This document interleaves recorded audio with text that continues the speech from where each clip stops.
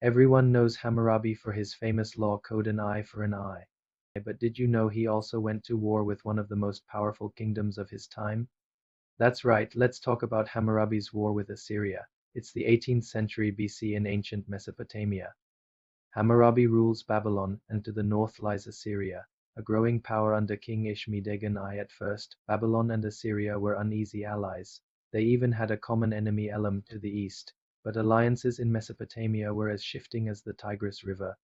After defeating Elam, Hammurabi's ambitions grew. He had already conquered cities like Larsa and Eshnunna, and his eyes turned north. Meanwhile, Assyria was weakened. Ishme-Dagon had lost support, and his kingdom was unstable. Hammurabi saw an opportunity. So the cause?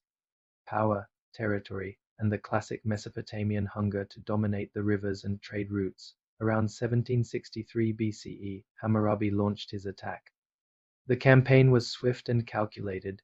Babylonian forces invaded Assyrian territory, capturing cities and pushing northward. Ishme-Dagon tried to hold ground, but Babylon's momentum was unstoppable. Soon, Assur, the Assyrian capital, was in Babylon's grip. Hammurabi had done the unthinkable, subdued one of the oldest and fiercest kingdoms in the region. With Assyria under his control, Hammurabi ruled almost all of Mesopotamia, but his empire didn't last long after his death. Like many ancient empires, it fractured within a generation.